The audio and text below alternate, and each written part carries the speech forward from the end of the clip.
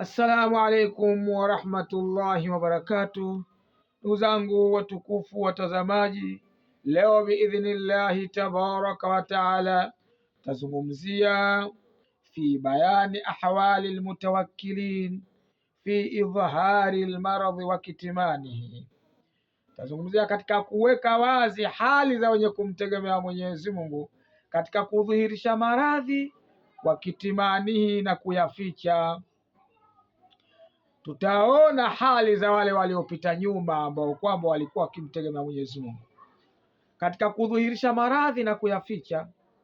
Asema ilam anna kitmana almaradhi wa ikhfa'i alfaqri wa anwa'i albalai min kunuzi albirri, jua ya kwamba kuficha maradhi na kuficha ufakiri na kuficha aina ya mabalaa ya mitihani ni katika kunuzi albirri, ni katika wema uliofichikana, yani wema ambao umerundikana, wema mwingi sana. Wa huwa min a'la almaqamat, na jambo hilo ni katika daraja za juu. Lianna ridha bihukmi llahi wa sabri ala balaihi, anasema kwa sababu kuridhia hukumu ya Mwenyezi Mungu na kusubiri juu ya mabalaa yake, mitihani ile anayokujaribu nayo, muamalatun bainahu wa baina Allahi azza wa jalla, ni muamala ulio kati ya Mwenyezi Mungu, kati yake huyo mja anayefanya hivyo na kati ya Mwenyezi Mungu azza wa jalla.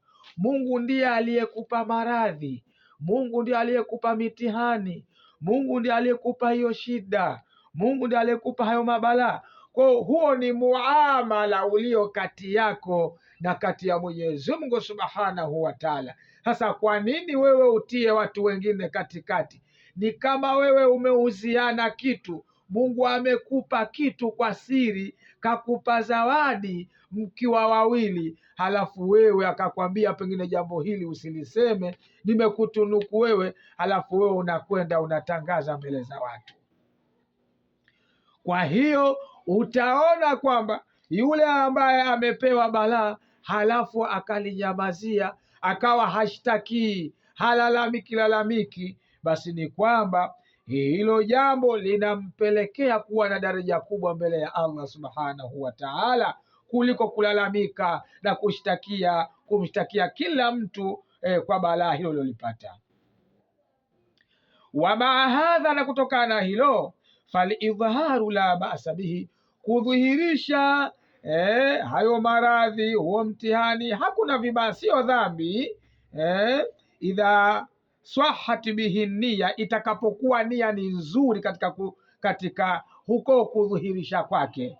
Wal maqsadi, na makusudio yake kama ni mazuri, anaeleza kwa sababu ya nia nzuri, sio kwa sababu ya kulalamika na kushtakia kuona kama Mungu amemuonelea.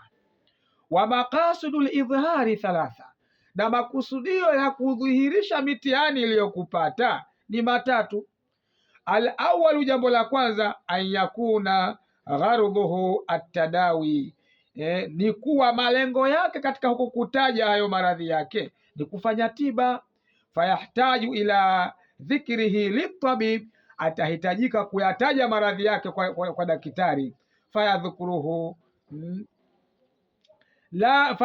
atataja maradhi yake, la fi ma'radhi shakaya, sio kwa sababu ya kudhihirisha kushtakia kwamba anashtakia na ugua na nini, anaona kama Mungu anamuonelea hivi.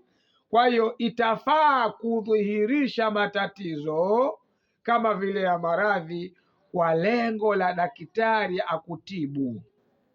Athani, jambo la pili, an yasifa lighairi tabibin wa kana mimman yaktada bihi, ni kumsifia mitihani yake, maradhi yake, mtu asiyekuwa daktari, na akawa yeye ni katika watu ambao wanamfuata kama vile mwalimu kuambia wanafunzi wake. Fa arada dhikrahu, akakusudia kukutaja kwake hayo maradhi, an yataallama minhu, kujifundisha, maanake kwake watu wajifundishe kutoka kwake. Yule mtu anayemwambia anataka ajifundishe kwake yeye. Husna sabiri, kuwa na subira iliyo nzuri. Fil maradhi, katika maradhi. Bal husnu shukuri, bali uzuri wa kushukuru. Wachilia mbali kwamba ana subira, lakini awe anamfundisha kushukuru mitihani. Bi an yadhhara anna almaradha ni'ma, kwa kumdhihirisha kwamba maradhi ni neema. Fayashkuru alaiha, akawa anashukuru juu ya maradhi. Fayatahadathu bihi, akawa yazungumza kama yatahadathu binniami, kama anavyozielezea neema. Kwa njia kama hiyo, njia ya pili itafaa kueleza mitihani iliyokupata kama vile maradhi. Qala al-Hasan al-Basri, amesema huyo Hasan al-Basri, idha hamida al-maridhu lillahi ta'ala, idha hamida al-maridhu Allah ta'ala wa shakarahu, atakapo shukuru mgonjwa, kumshukuru Mwenyezi Mungu Subhanahu wa Ta'ala, wa shakarahu, na akamshukuru. Thumma dhakara aujaahu, kisha ndiyo akataja hayo maumivu yake. Lam yakun dhalika shakwa, basi hakutakuwa huko ni kushtakia. Athalithu, njia ya tatu ambayo inafaa kutaja mitihani iliyomshukia mtu, an yadhhara bidhalika ajizahu waftiqarahu ila Allahi ta'ala, wa dhalika yahsunu mimman taliqu bihi alquwwata washajaa. Anasema njia ya tatu ni kudhihirisha kushindwa kwake na kunyenyekea kwake kwa Mwenyezi Mungu Subhanahu wa Ta'ala, na hilo ni kwa yule ambaye kunakuwa kuzuri, mimman taliqu bihi alquwa, yule ambaye zinafanya naye alquwata, zinafanya naye alquwa, nguvu, washajaa, na ushujaa. Wa fil khabari idha marida alabdu awha Allahu ta'ala ila almalakaini undhura ma yaqulu liuwadihi fa in hamida Allah wa athna bi khairin da'u lahu wa in shaka wa dhakara sharran qala kadhalika yaktakun. Anasema katika hadithi kwamba atakapougua mja, Mwenyezi Mungu anapeleka wahai kuwapelekea malaika wawili, anawaambia kwamba mtazameni huyo atakaoyasema kwa wale uwadihi, watu wanaokuja kumkagua.